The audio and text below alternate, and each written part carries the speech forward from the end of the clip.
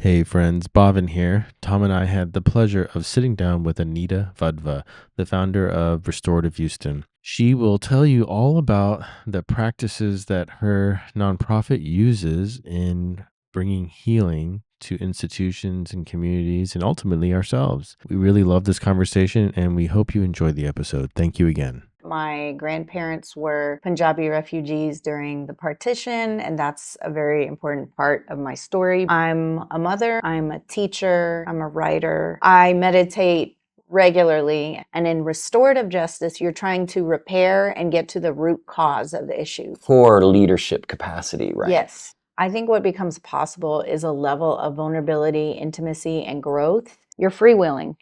It's jazz. Revisit the ancestral indigenous ways that they already knew certain things, and how do we get back to that? We honor people by witnessing them, not trying to fix them. We're back. And once again. Absolutely. And super excited. We've got a wonderful guest today, Dr. Anita Wadva, who's the executive director and co-founder of Restore Houston. And Anita's been working with me in the secondary context for a number of years, and we're excited to talk about that and the work that she's currently doing with our students. But I think just to get going, can you just introduce yourself and tell our audience a little bit about yourself and your work? Sure. It's always intimidating to introduce yourself because you're like, where do I start? My name's Anita Wadva. I usually start talking about my ancestry, that my grandparents were Punjabi refugees during the partition, and that's a very important part of my story because the work that I do now, when I look back and I go, why am I doing restorative justice work? It actually goes back to them and not knowing their story and growing up not understanding the history of India, Pakistan, or any of that, and that kind of being hidden. So that's important for me to name. I'm a mother. I have 2 daughters in HISD. I'm a teacher. I'm a writer, and I love Beyonce. And Okay. and I was just asked if I'm a yogi. I meditate regularly, and meditation has been super essential in grounding me in being an educator and then transitioning to restorative justice work, which can be used for very severe harms, not just what happens in schools. So, Right, yeah. Well, maybe you could just talk a little bit about that, just the Yeah. term restorative justice, because I think people hear it and often, they have different ideas of what it might be, but, what does that term mean to you and how does it inform the work that you're doing? Yeah, so the term restorative justice came from like criminologists and sociologists. Howard Zare is considered the grandfather in terms of the term, but it is a philosophy that comes from centuries of our ancestors, of indigenous people, particularly in North America when we look at how a lot of people do a circle process. So the idea is after a harm takes place, normally in a punitive system, you ask what happened, what law was broken, and how will we punish the person. And in restorative justice, you're trying to repair and get to the root cause of the issue. So you're trying to ask what happened, what was the impact, and what can be done collectively to make this right. So it's taking harms away just from the idea of the state or experts deciding what happens and restoring people back into the process and restoring our humanity and dignity. So I think concrete examples are very helpful. So my mentor, her name is Janet Connors, and she is a mother in Massachusetts who was the first person to initiate a victim offender dialogue with one of the men who murdered her son. Because when she was in court, the man who actually stabbed her son got off free, and his family celebrated. So for her, she was thinking, what kind of justice is this? How do I find my peace? Because I will never find full peace and I'll never have justice. So she reached out to one of the men who seemed to show contrition and initiated a dialogue. And through that conversation, months and months of preparation, they had a circle. And she said, you have a piece of my forgiveness, which is not required. It's what a survivor or a victim wants. But for her, you have a piece of it, you have the rest when you're clean and sober, you're a good father, you're a mentor in the community, and you go to my son Joel's grave with your mother. So he met all of those agreements, and then she began doing circles in prisons with other mothers who've lost their children and in schools. So I observed her in schools doing these circles with young people in an intergenerational way. So yes, she is modeling, showing, training teachers, but then also starting to have young people learn the ritual of circle. And essentially a circle is you are seated in a circle, usually with no desks in between. You have a talking piece, and so rather than non-sequential popcorn talking, it's going around. It's not a hot potato. And one person is speaking at a time, and you have rounds. You have an opening. It's very intentional. So you might have a grounding, you might have breathing, you might have stretching, and then you might have a check-in. Always a check-in. How are you doing in this space? Which is very important, as you know, in schooling. They say like the social emotional connection is what's going to lead to all the things that policymakers are concerned about, such as test scores or outcomes with jobs. So you do the check-in, and then it's not just for harm repair. It's not we got into a fight, we do a circle. No. The foundation is this is a normal thing that we do. Circling up, this is our tribe of people. You see it in elementary school, it's normalized, and somehow as young people get older, we think, nah, they don't need it. Now we're gonna go into the rows and we're gonna go into the scantrons, and it kind of gets more and more removed from that, when actually that everyone is craving that kind of connection. So I'll pause there, but that's what restorative justice is. Thinking you might dive in. There's so much about that. I've been practicing and holding circles for, I don't know, 10 years, 12 years. That's great. And I learned it in the yoga community, in the yoga teacher trainings. Wow. And we took it to the yoga classes Mm-hmm. and offered it as a support to a class. So we finished class, namaste, you're welcome to leave, but you're also welcome to join us in circle. Mm-hmm. And just to be seen and heard, that piece, that grounding sort of ritualistic part. And I found it so healing for myself and others. I saw people just being able to say their name and have them listen to. Yes. Having the option, like I can pass, but right now I have the floor and I'm being witnessed, I think, is super important. Yeah, I took that model into men's circles and women's circles and co-gendered circles, and just felt it very palpably, the healing that took place with just that. And then as we took it to areas of the school, admin brought me in one day to hold a circle for something restorative, and I just used it in a really rudimentary way to achieve the result. Right. In all of my life skill classes, I teach 7 to 8 sections right now, and I'm using it every section. That's how we start our class. Every day. Every day. Yeah. That is pretty non-existent in most schooling in Houston, I can say. So it's really affirming for you to describe the ways in which that you've experienced it and learned it, and the way that it came up, and to witness its manifestation in my life is really, it's really cool to bridge those two things. Yes. I still firmly believe in the power of circle, and I don't have any plans of ever changing that. Right. For sure. Yeah. Like why would you? What's the drawback? You know what I mean? To circles. Yeah. Well, I was going to ask you guys the question. Yeah. Of, you mentioned it. It's super common in elementary school. Like I think it's in everybody's mental model of elementary school is circle times, and I think it's literally circle time. Yeah. Fairly prominent in the culture in the adult space. A men's circle or women's group, whatever. But we skip over the tween, the teen. In school, like why did that happen? Do you have thoughts about that? Like what is going on there?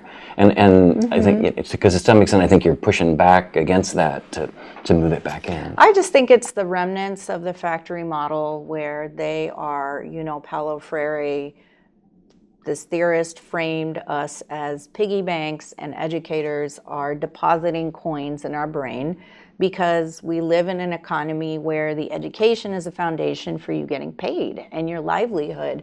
And what are you going to do? So when our focus shifts dramatically to that, it's like, can we do a both and? Like, I'm not a fan of the system as it is, right? And even to survive in such a system, to know like, I don't have health care unless, right? My life has less value and dignity to my government or corporations, and y'all don't have to agree with this, but this is just me.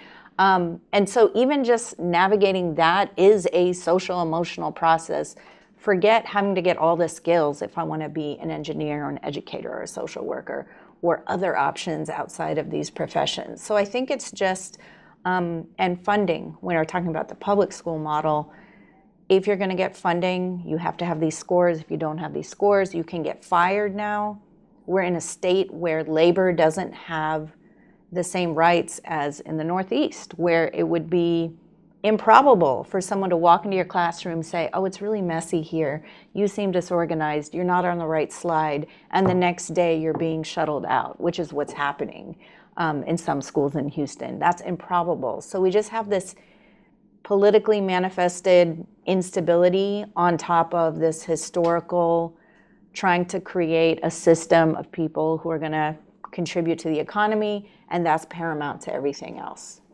That's really well organized, or simply put, I really like that. I do agree with you. Yeah. As it were, but that's it.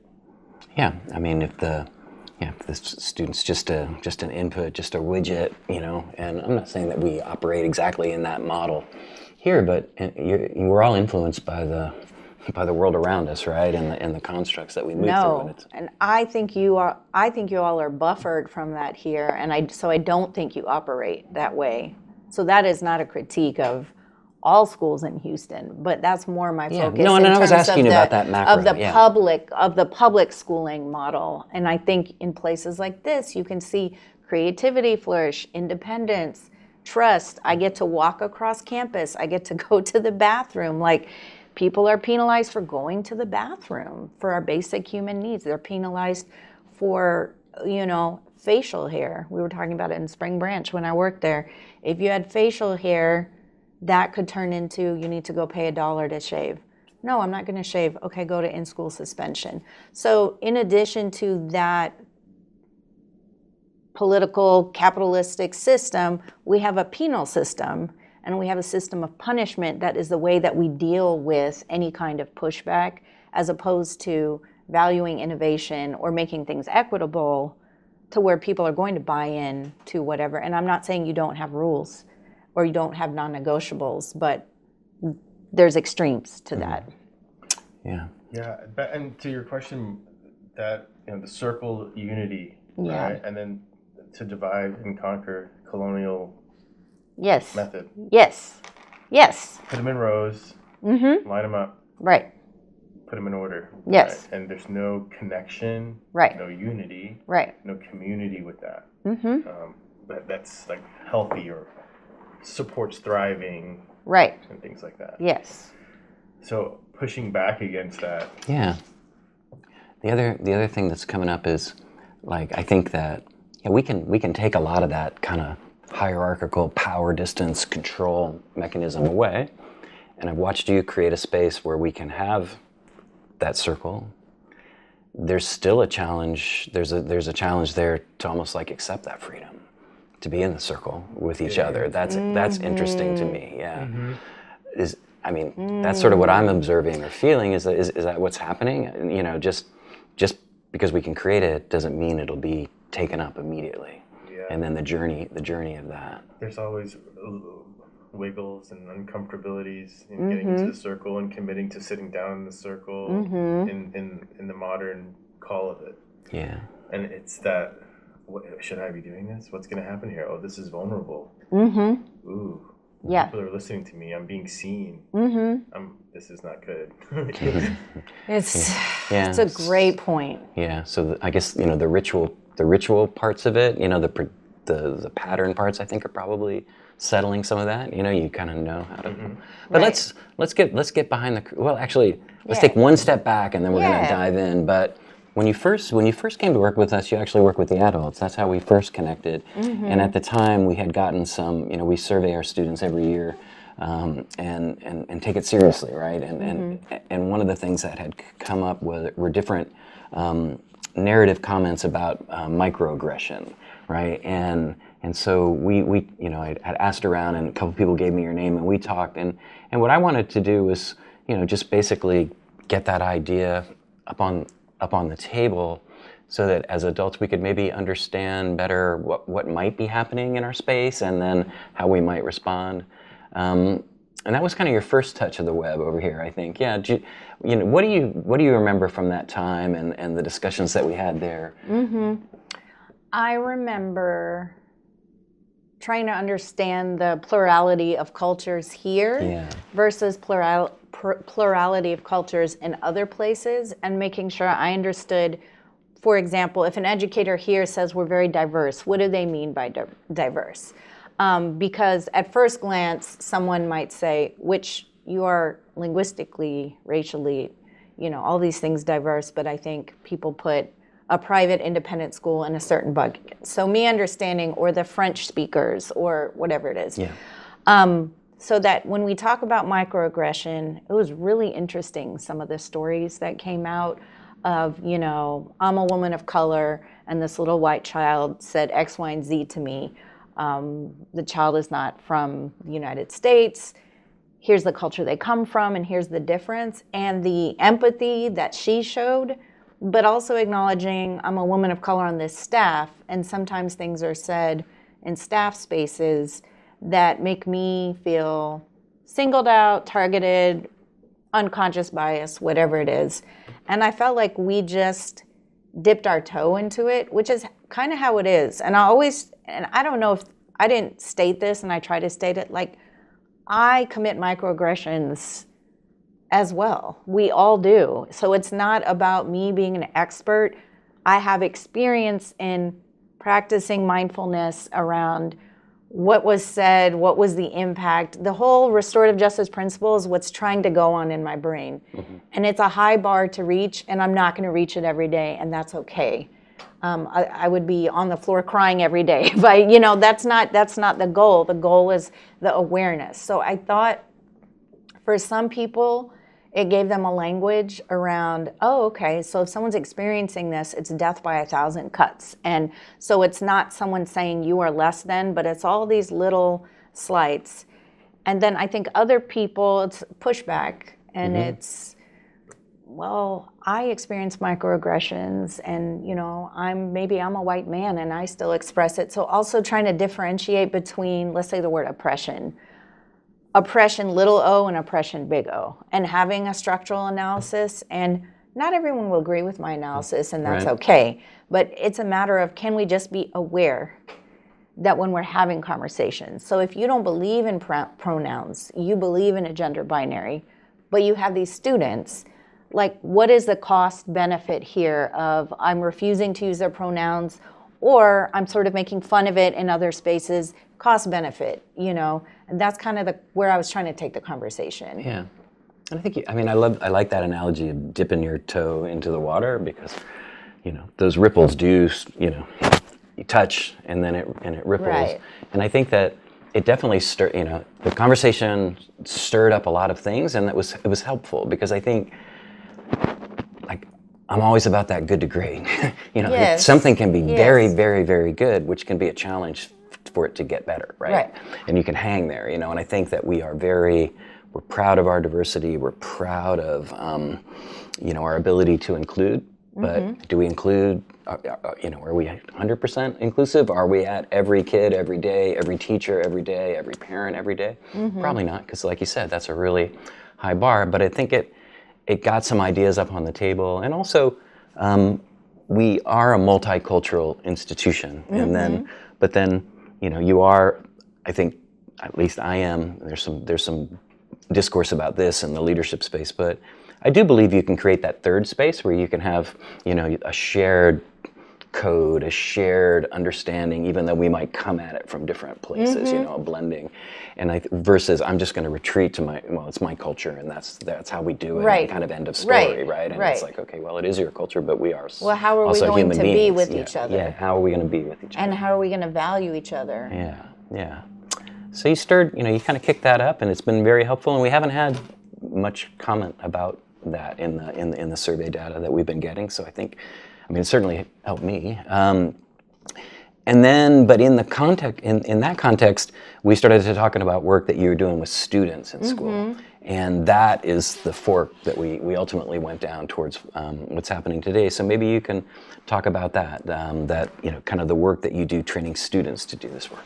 Yes. So what you all did is kind of the ideal scenario, I think, which is start with the adults. Because oftentimes it's, can you come in and do a training with administrators only, and you had everyone, for disciplinary purposes, which is supposed to be secondary. The foundation of this is the relationship. So I thought that was great. I believe I did an intro to RJ training the year before that, and then I did microaggressions. I think it was flipped. Because in that first meeting, you spoke to everyone, and then there were some people that it really, spoke to. Some people that felt microaggressed because we were talking about microaggression. Oh, they felt microaggressed, right? And then there were others where your message really resonated, and I think that second visit kind of mapped to those people. Yes. Who wants to go deeper into this space? Yes. So then the thought was the student data. I think we followed the data too. I do appreciate how you look at data. You don't say, we're doing great, let's keep it moving, let's keep doing the same thing. And so there was data around students saying, I'm experiencing microaggressions. And so how do they influence one another? Or how do they not be bystanders? Or how do we work with adults? How do we leverage our power as young people with our wisdom? So we decided, okay, let's go to the student council. They're already in a leadership position. Let's do circles with them, see who takes to it. And I came, I think once a month or once every 2 weeks. And they learned the rituals of circle. I mean, it was fast because it was advisory period. And then at the end, okay, who really takes to this and wants to do this for harm repair? You have mentioned that sometimes you hear slurs. You hear people not understanding, or transphobic things, or maybe racist things. And honestly, that's everywhere. That is in every school. I've moved my daughter from one school to another, even in her elementary, which she loved. She's been hearing it. Obviously, she has me as a mom, so she's more attuned to things that other students are. And so it is everywhere, because that's the culture we're in. It starts from the top. If you turn on the news and you're watching our government, this is what you hear. It's become normalized. So some of them were like, I really want to do this with my peers, with the administrator, so that if it is an incident that's not too private, but where it's repeated interactions, the parents have been called, but it's not quite sinking in with a young person. Certain comments you're making are actually disrupting the learning of other people. So you don't have the right to make those comments, but yet you continue. So how can a youth circle keeper, a leader, we say keeper rather than facilitator, because they're keeping everyone to these core agreements of everyone will be honored, everyone will be valued, one person speaks at a time. They're helping hold that space. And that hopefully through those peer circles, you would have the young person who's making the comments, whether you call it bullying or not. I know there's stringent ideas of bullying, but that student may be a friend of theirs, not necessarily the student they harmed. It's more of like an accountability space, because you don't want to bring people together where there's that power dynamic, and maybe one of your youth circle keepers and the administrator. And then how do the adults and young people work in an intergenerational way and an empathetic way to keep people accountable? So that was the idea, is going to that accountability part, that restoration part. Yeah, I like the word harm, in terms of and repairing. And so just to unpack some of that, because when we are doing this work in our school, there is an adult present. It's not sort of exactly. but what we are trying to do, I think, is move the conversation, move the listening, move the speaking into an authentic student-to-student space, right? So that if we can truly get the harm repaired, increase the understanding at that level, then we're not going to need to do it at the administrative level, and to some extent there are limits to, and there are limits to what we can say. Exactly. Sometimes we're super conscious of this when we're restorative, and sometimes people are just saying yes and agreeing because they're worried about The power dynamic, I the, have to the next say. possible consequence or Right. whatever that is versus what actually happened, you know. Right. And so we're seeking that more kind of true and authentic interaction, if that makes sense. Yeah. Yes. Absolutely. I'm starting to think about that idea of, like you said, it's just been usually a drop, a dip your toe into the pool, but I come for a little bit and then I leave, and that's kind of how it works. What becomes possible when it's a part of the institution or it's a part of the community on a regular basis? I think you can speak to that best because you do it every day. And so you've seen the growth probably from beginning to end. I think what becomes possible is a level of vulnerability, intimacy, and growth between students. I think they're able to articulate their challenges better. I think they grow in confidence. I think they have better conflict resolution skills than, frankly, most adults because we weren't taught those things. Right. And so they can come to you and say, I don't like how this person's acting outside of circle. I want to have a circle with them. It might be a triangle, might be 3 people, might be a line, 2 people, but we still call it circle. I mean, that is extreme growth. Imagine what would happen that they then take that to their families, which they've told me they do. They say, oh, I had a circle with my mother and my sister yesterday. Oh, I had a circle with my volleyball team. They're the best messengers, not me. I'm not going to go tell a family to have a circle. Who am I? That's your family. You identify a harm and you're naming it, and it's really hard. So it becomes less a lovey-touchy space, which is at the same time vulnerable, which is at the same time scary, is holding a lot of different emotions. Yeah. And then how do you adapt it for that space and for that culture? So if you're in a culture where we don't talk about it, what can you adapt or do? If sitting in a circle, we did one recently, and the people had placed a table in the middle, and we have a centerpiece. You have a centerpiece with elements of nature, a cloth, something you can rest your eyes. It's like a campfire that you can speak over. And I thought, oh, there's a table, and I put it on top, and then the person I was doing circle with said, oh, that looks nice. I said, let me see how it feels if you take it away. So I took it away, and I thought she would say, oh, that's better. And she said, oh, that'll be really intimidating for them. So even putting a table, thinking through when I go into a temple or gurdwara or wherever, what is the most appropriate way to still draw on the principles? I think that's the challenge too, because how do I honor these indigenous traditions, not appropriate it, but still certain things I would do in those circles I wouldn't do elsewhere. But what I'm trying to say in the positive way is it spreads. It's not just that circle. It spreads. Some young people said, oh, I circle with myself. So it's something they take for themselves, and then they go and circle with family, the world. They're reading social media. They got to circle with this person they don't. So it becomes a mental change. Yeah. I love that. Yeah. And we put it in the middle school space. That was when you said the student council, it was there are a couple of pieces about that were important to me. I think one was, working together with Laura, identifying that middle school space. So if we for sure we're building that capacity at that age, then it would push up with us, push up with us and kind of build that base. Same way in upper school, the life skills grade 9 pushes up, right? And then the second thing was that this conflict resolution skill, this ability to use your words, to me is like core leadership capacity, right? Yes. And it's like you said, we weren't really necessarily taught that. I was about known as like conflict averse person in the universe, I think. But it's such an important part of leadership. Leading groups or organization is the ability to facilitate repair in some way, right? You just can't drive all the action, and then and to be able to speak simply and honestly, and it's just such a powerful thing. It's a simple idea in some ways, but if you think about it, those are super important things for leaders. And so it's in our leadership construct, not some, oh, this is what the hippy dippy people do on the side, but hey, this is what leaders do. Like this is a huge part of what they're able to do. Does this. Yeah. It is happening in corporate America. Yeah.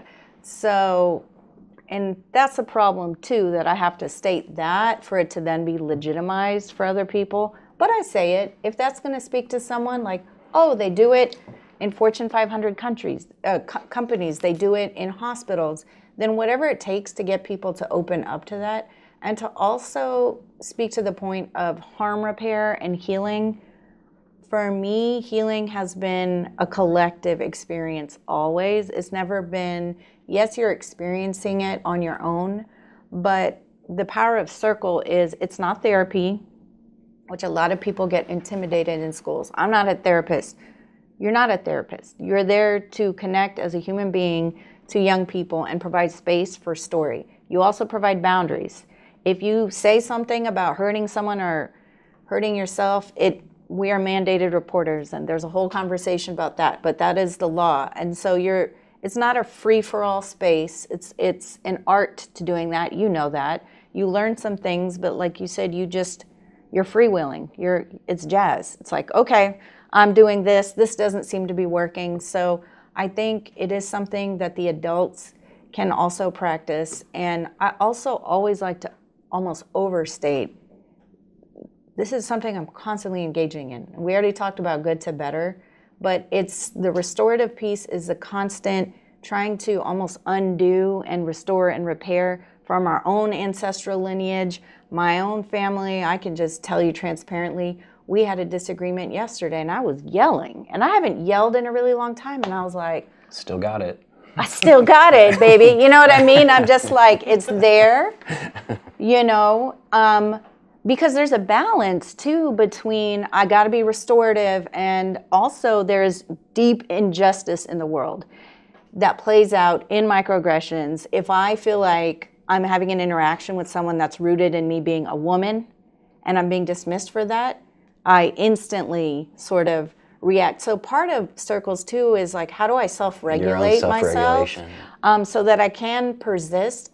I'm actually not mad that I yelled. I thought it was appropriate in that case, but I don't want to make a habit of it. Like that leads to poor health issues, and that's not the best way to deal with things all the time.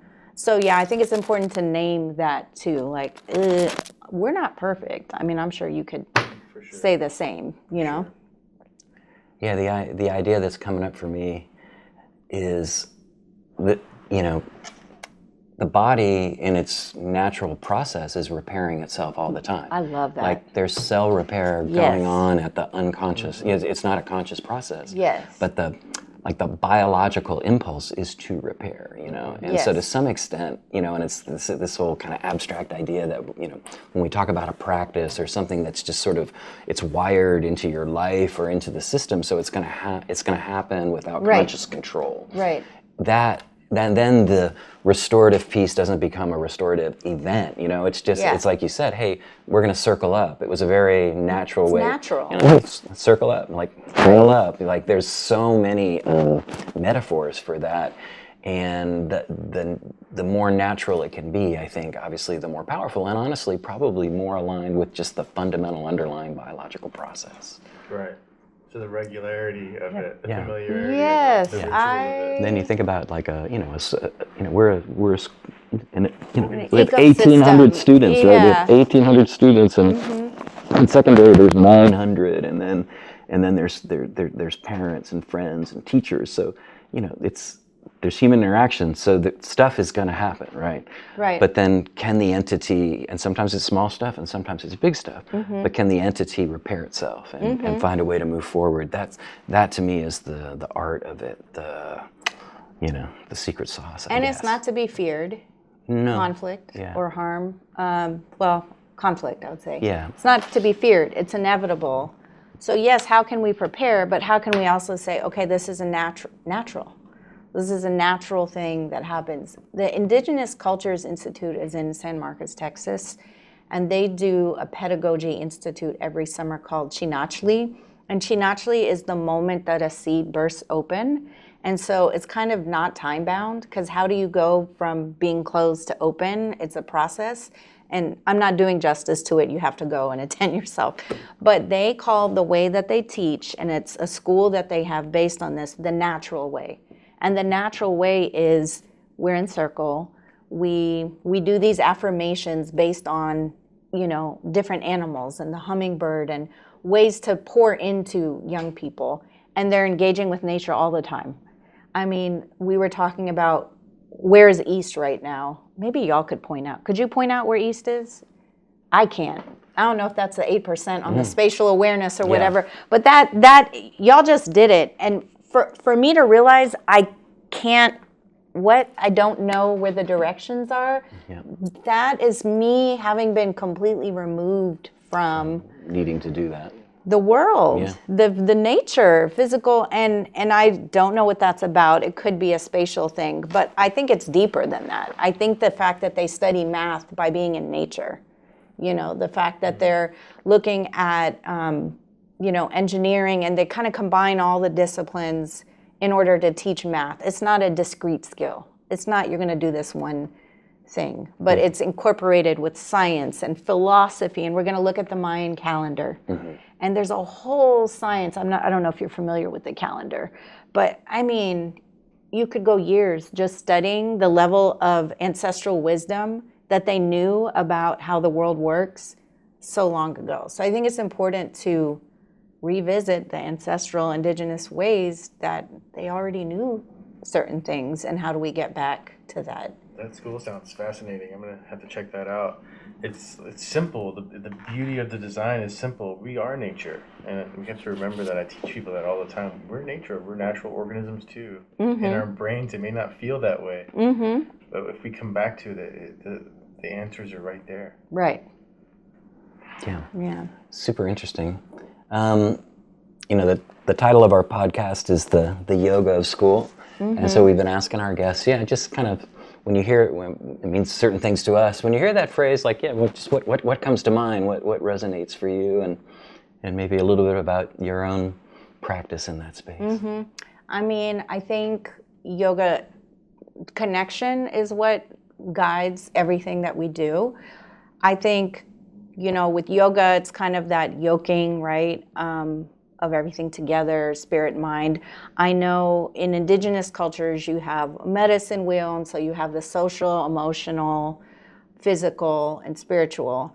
And sometimes when you're doing circle, we have to be very conscientious of being in Texas, in the South, of things that also feel woo-woo. And I think if there's a way to say this is connection, like let's, and I know for some people you can't divorce yoga from spirituality, and I understand that. But so I just like to say connection is the foundation.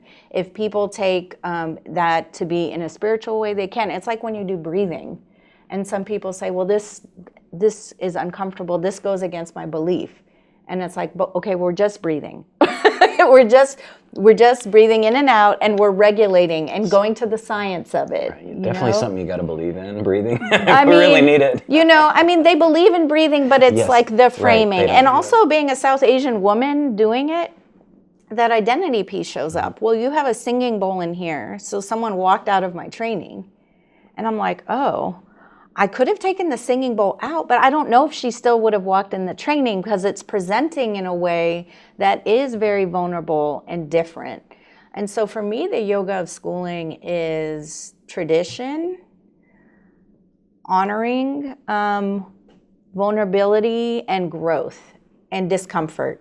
And discomfort, I think, is part of the yoga of schooling, in a safe enough way, not just for the sake of standing on your head or something like that, but metaphorically. That's awesome. Really good reflection. Yeah, I mean, that certainly lines up with what we've been talking about, right? And sort of that duality in yoga of, hey, you're good, you're fine, you're whole, but you can always get better. Right. And then in a learning context, we don't learn unless there's some discomfort or there's some challenge, but there's so many threats in people's mind to getting to that place. So when we get there, can we hang in there? And similarly in the circle, when harm is amongst us or being processed, can we hang in there? Can we hang in there and get through the things that are just shutting us down and saying, I want to move on or whatever, to, okay, even if I don't agree. I'm listening. Okay, I hear you. Well, and that's being present. I think Yes. that's part of the yoga schooling too, is I think there's a balance being present and having a long-term vision at the same time. So if you're in circle and just thinking, this is a waste of time, this is a waste of time, you walk out, well, we didn't resolve anything. Okay. But if you look at it from a different mindset, was there one kernel of understanding that came through or one moment of empathy? And did it really make things worse? I mean, on occasion, restorative dialogue can make it worse, but I think it's such a small amount of time, and that's why there's a lot of preparation, you know? So I think that it includes that as well, that I'm going to be fully present and like all that other stuff, and that's part of being present, you know, not trying to fix your problems. There was a quote I read in our cohort. We have an apprenticeship model where people are getting trained in circles, and they have pods that are communities of practice. And the quote, and I wish I could remember who said it, is, we honor people by witnessing them, not trying to fix them. So I'm not trying to solve your problem. When I'm a circle keeper, I can't. I actually can't, nor do I want to, because again, the answer is within you, is within here, and it may not happen in this circle. This is not one and done. I mean, yoga is not one and done. You have to keep, it's a practice, you know? Right. And that, practice of repair at some level. I love how these ideas are really kind of braiding together. Yeah. Tell us a little bit about your organization and different Yeah. types of work that you're doing in the Houston area. Or Yes. nationwide, I don't know. Yeah, so Restorative Houston, we've been around for 13 years. We had a different name, Restorative Justice Collaborative of Houston, but 2 years ago I decided to leave schooling after 17 years. I've been in a private school 1 year, but predominantly in public schools, and because of the state of schooling, a lot of us felt like we haven't been circling since the pandemic, we need to bring it up, and we started circling. I got a small grant, and we did a circle fellowship for girls of color. And so I would teach Monday through Friday high school English, and Saturday I would see some of those students in that circle, and the difference was so stark. Wow. Because we don't have phones. I know that's not an issue here, and now it's a law. But at that time, you know, you could be on your phone, you'd be sleeping, you'd be whatever. Maybe I'm not the most engaging teacher, but they're carrying a lot throughout the day. But I had a very good relationship with them, and it's almost like chinachli. It's just like Right. On Saturday, it's like boom. they're coming alive, but in community. It's not anything I'm doing. It's the space that they create together. And so I said, I can't stay in schooling anymore. I can't. We are passing policies that tell us trans kids, we don't like you. I teach English. I can't have them go to a library. There's books I can't read. And so I left, might go back to it one day, but this is my passion. I got my doctorate. I learned from Janet. I learned from young people. This is the book that I brought, and this is with Evelyn Aquino and Heather Manchester. They are two other restorative justice practitioners. And so we have case studies. It's the Little Book of Youth Engagement in Restorative Justice. And in the Houston chapter, I talk about the model that we built at Yes Prep Northbrook High School, where young people sat in circle in a leadership class, sort of similar to what we're doing here with your student council. Then once a week, they did circles with all the ninth graders. And then if they wanted to move up, they would learn harm repair circles with me. And then they did reparative work. And then some of them would consult with me, right? And they get paid to work with me. And now some of them are doing it in their own classrooms. So it's, you know how it is. Like, to see that is always inspiring. So I transitioned us to a nonprofit, because I figured if someone in New York could fund us, maybe there's other people who would support what we're doing. Our name is Restorative Houston. We have a vision of having a restorative city where restorative justice philosophy is infused in all of our institutions. But our mission specifically is in community. So we want to train a multi-generational network of restorative justice practitioners who can then build community or repair harm in all Houston neighborhoods. So that we're just doing it because, especially right now, part of circle dynamic is naming power, is talking about our identity, our race. That's actually against the law because of Senate Bill 12. We wouldn't be able to do that in those spaces. So, and as I stated, there's not time. There's not time. There is time. There's not time for circles. And you can get fired for doing them. And so we thought, well, really communities where it's at, because once you leave a building, that's where you're going back to. So we have a cohort-based model that I piloted with our core volunteers, 15 people, 7 sessions, 22 hours, virtual, in-person, hybrid, right? And then I follow them out to their circles after. So it's not a certificate, here you're an apprentice. And what does that paper mean? All it means is you know how to do circle the way Restorative Houston does. It doesn't make us any, experts in anything, but this is how we do it. And we'll follow you until you feel like, oh yeah, I've got this. And then you're kind of apprenticed. And our vision is like this circle is spreading so that this person is doing more circles, and then those people want to come learn, and then they go out, and it's kind of organically spreading that way. And then some of those people are in institutions. So we have someone from Harris County Juvenile Probation, we have someone from a different nonprofit, and so how are they pushing that influence bottom up? Because we're not getting it top down at this point. It was for a time, now it's not. That's just kind of the political wins. So that's what we do. And then we also do monthly drop-in circles for people to experience what we do. I wouldn't want them to just sign up for a training. I want them to come see, this is what it is. Are you comfortable with it? And then we do contract work where we're working with you all, or we do harm repair circles. But our vision is if you come to us with an issue, like a family, several families have come forward, well, we had child-on-child sexual assault, with something that you very rarely hear about.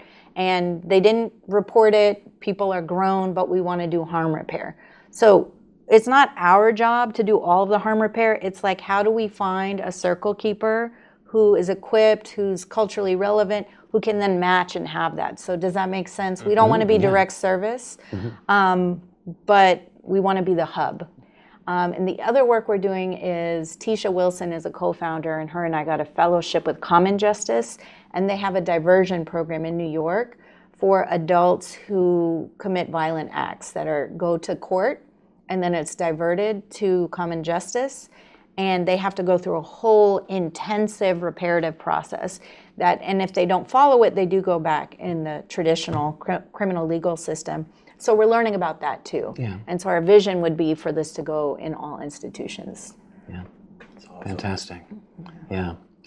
Well, listen, thank you for that work. Thank you for that example. Thanks for the fantastic contribution that you're making here. And yeah, wish you well with all of it. We'll put links to this in the show notes, and if people want to check you out, we'll make it easy to find you. All right. Thank you so much. This is great. Absolutely. All right. Okay. All right. We good? We're good. Well, namaste. Thank you. Namaste. All right.